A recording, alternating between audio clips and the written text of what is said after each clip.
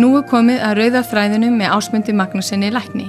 Með bókina Blóðsáttmálinn eftir Sten Nilsson kennara til hliðsjónar gerir Ásmundur leit að rauða þræði Biblíunnar. Hann tekur okkur inn í fortíð Ísraelsmanna og rannsakar hefði þeirra og fórnarathafnir. Hér umsjónarmaður þáttarins, Ásmundur Magnússon.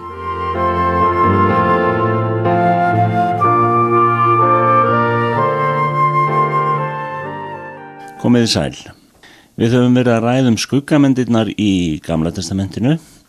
Nú ætlum við að tala æðsta prestinn og skuggamynd hins fullkomna æðsta prests sem Jesús Kristur og birtist okkur í Nýja testamentinu. Það má líkja blóðsáttmála við skóla. Uppeldisfræðin í þessum skóla einstaklega skynsamleg. Nemandinn fær að byrja í velþekktum raunveruleika holdsins og hugans. Skref fyrir skref hann leiddur áfram og fer að sjá mynstur, áætlun fyrir allt. En skrefið frá áþreifanlegum hlutum hugarheimsins inn í raunveruleika hinnar andlegu guðdómlegu áætlunar fær maðurinn ekki að stíga fyrr en drottinn skuggamyndina kemur fram úr skuggamyndinni og talar hið lifandi orð til fólksins sem skapar trú í hjörtum þeirra. Boðskapur skuggamyndana ekki að koma á fót nýjum trúabrögðum eftir mjög ákveðnu mynstri. Tilgangur blóðsáttmálas að leiða fólkið frá takmörkunum holdsins inn í óendanlegan ríkdóm hins andlega lífs. Jesús gekk fram úr skuggamyndunum og sagði: Ég komin til þess að þeir hafi líf í fullri gnægð. Vegurinn að þessum átökum við hið lifandi orð var mjög langur. Það var stutt skref fyrir mannin að stíga út úr vilja Guðs og út úr paradís, en gangan tilbaka að hinni týndu paradís var bæði löng og sársaukafull. Allt byggðist á því að sýna fólkinu hvernig það varð að nálgast Guð. Leið sýndi gangan frá brennifórnaraltarinu til hins allra helgasta fullkomna mynd af fórn Guðs í Jesú Kristi. Hér verðum við að takmarka okkur við prestþjónustuna sem var eftirmynd af Jesú Kristi í hinum betri sáttmála sem lofað hafði verið. Skrúði æðsta prestsins. Æðsti presturinn var alltaf af ættkvísl Arons, menn tóku við starfinu þrítugt. Æðsti presturinn var mikilvægasti maðurinn í trúarkerfi gamla sáttmálans. Hann var fulltrúi allrar þjóðarinnar frammi fyrir Guði. Hann var ekki fremstur vegna persónuleika síns, heldur vegna embætti síns og skrúðans sem hann bar í musturinu. Biblían nefnir þennan skrúða dýrðarklæði. Hann samanstóð af 7 mismunandi hlutum. Að því getum við séð að æðsti presturinn var klæddur á þennan fullkomna hátt vegna þjónustunnar sem Guð hafði ákveðið fyrir hann. Skrúðinn var heiður hans og prýði því hann var leið boðun æðsta prestinn fullkomna sem átti að koma. Það var með skrúðan eins og fórnirnar, til samans mynda þær samfelldan boðskap hann sem átti að vera stærri en Aron. Við skulum athuga hvernig skrúðin var samsettur. Næst líkamanum voru klæði úr fínasta vefnaði.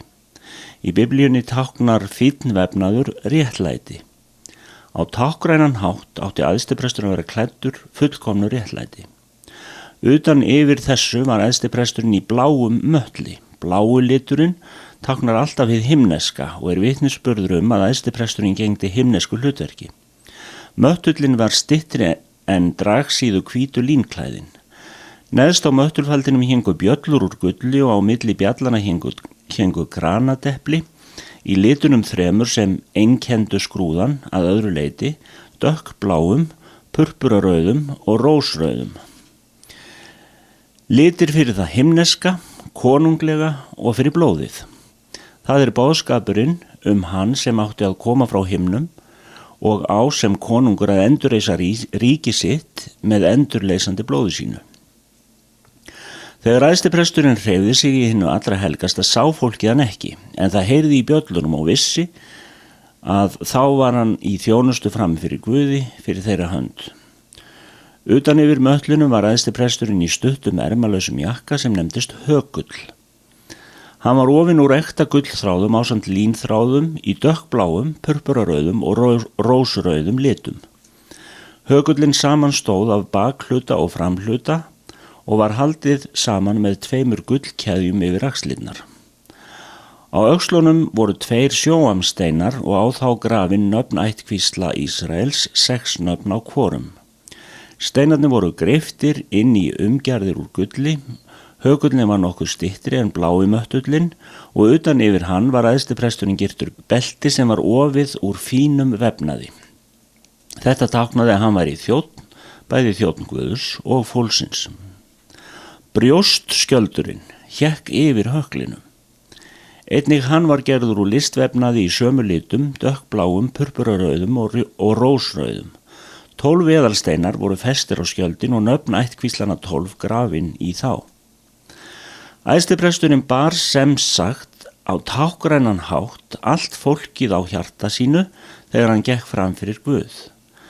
Hann bar það ekki bara á herðum sínum, hann hafði það einnig í hjarta sínu.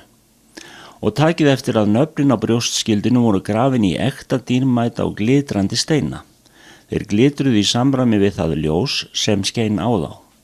Á höfðinu bar æðstipresturinn ofin vefja hött, framan á honum var gullplata með áletruninni, helgaður drottni. Þetta var hið mikilvægasta ennishlað sem boðaði að hann væri helgaður til að bera fram fórnarblóðið fyrir hönd Ísraels, blóðið sem náðaði fólkið. Guð tók við fórn fólksins í gegnum æðstaprestinn. Takmarkaður af mannlegum veikleika. Þetta gerðist einu sinni á ári á friðþægingadaginn. Það var mikilvægur dagur fyrir allt fólkið. Samband þess við Guð var háð því að æðstipresturinn þjónaði eftir fyrirmælum Guðs. Ef presturinn gerði mistök í þjónustu sinni á þessum degi vegna vanrækslu, varð öll þjóðin án fyrirgefningar og komst undir bölvunina sem fylgir lífinu utan við náð Guðs. Friðþægingadeginum er lýst í 3. Mósebók 16. kafla. Þar sjáum við að æðstipresturinn er einn ábyrgur fyrir þjónustunni í musturinu. Enginn getur hjálpað honum, enginn má snerta við honum fyrir en hann hefur lokið sinni heilögu þjónustu frammi fyrir náðarstólnum. Til þess að geta framkvæmt þetta varð hann sjálfur að hreinsa sig og helgast fyrir þjónustuna. Hann varð að lauga sig og bera fram fórn fyrir sínar eigin syndir áður en hann gat gerst fulltrúi fólksins. Hann var sjálfur syndugur maður og takmarkaður af mannlegum veikleika. Þess vegna gat hann samsamað sig fólkinu.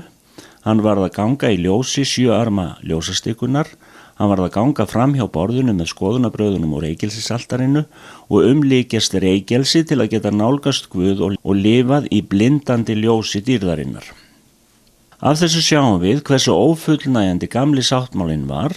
Þjónusta æðstaprestins var einnig ófullkomin, fórn hans var ófullkomin, boðorðin voru ófullkomin á meðan þau voru rist á steintöflur en ekki í hjörtu fólksins. Tjaldbúðin var eftirlíking af hinu himneska og einungis ætlu til þjónustu stundarsakir. Hinn fullkomna sáttar þjónusta. En í öllu þessu ófullkomna boðaði drottinn betri sáttmála með betri loforðum sem fólust í áætlun hans. Þessa guðdómlegu áætlun sjáum við verðað veruleika í lífi Jesú og verkum og í dauða hans og upprissu. Það er einnig gagnlegt fyrir okkur að skoða skuggamyndir gamla sáttmálans vegna þess að þær svara nákvæmlega til raunveruleikan sem við mætum í Jesú Kristi. Við eigum tvöfaldan vitnisburð, hið ritaða orð er staðfest af orðinu sem varð hold. Æðstipresturinn fullkomni er kominn og framkvæmir núna hina fullkomnu þjónustu sem æðstiprestur gamla sáttmálans megnaði ekki að framkvæma og fullkomleika sínum. Filippíbréfið 2:5-11 segir sannleikan æðstaprest okkar. Þar stendur að hann hafi verið í Guðs mynd. Hann var sannur Guð. Hann var sá sem Jesaja talaði þegar hann hrópaði óttaslegin og það er Jesaja 6:5. Vei mér, það er út mig, því að ég er maður sem hef óhreinar varir og bý meðal fólks sem hefur óhreinar varir, því að augum mín hafa séð konunginn drottinn allsherjar. Pétur, Jakob og Jóhannes sáu sama konung í dýrðarklæðunum á fjallinu. Þá lýsti ásjóna hans sem sólin og klæði hans urðu hvít og skínandi. Og það var sami konungur sem Jóhannes sá og segir frá í Opinberunarbókinni. Hann var klæddur síðkirtli og gullbelti var spennt bringu hans, höfuð hans og hár var hvítt eins og hvít ull eins og mjöll og augu hans eins og eldslogi. Opinberunarbókin 1:13-14. Við höfum lært af blóðsáttmála skuggamyndana að skikkjan sem menn skiptust á táknaði þann sem gaf hana, Jesús Kristur lagði dýrðarklæði sín til hliðar og bjó sér líkama sem varð jarðneskur þjónustubúningur hans. Hann átti að verða æðstiprestur sem gæti fundið til með okkur vegna þess að hans var freistað á sama hátt og okkar, samanber Hebreabréf 4 og 15. Hann birtist sem guðdómur sem við gátum samast. Og lífið var opinberað og við höfum séð það og vottum það og boðum yfir lífið eilífa sem var hjá föðurnum og var opinberað oss. Já, það sem við höfum séð og heyrt, það boðum við yður einnig til þess að þér getið líka haft samfélag við oss og samfélag vort við föðurinn og við son hans Jesú Krist. Þetta skrifum við til þess að fögnuður vor verði fullkomin, segir Jóhannes í 1. Jóhannesbrefi 1:2-4. Þegar Kristur afklæddist dýrðarklæðum sínum var það til að ganga inn í hina fullkomnu sáttar þjónustu. Hann sem er skaparinn bjó sér sjálfur líkama og gerði sig að þjóni þess sem hann hafði skapað. Svo höldum við áfram að fjalla þetta efni í næsta lestri. Guð bless ykkur. Ásmundur Magnússon læknir stjórnaði þættinum Rauði þráðurinn. Bókin Blóðsáttmálinn er skrifið af Sten Nilsson kennara við Biblíuskólan Lífets Ord í Svíþjóð. Fylgstu með aftur í næstu viku en þá tekur Ásmundur upp Rauða þráðinn þar sem frá var horfið.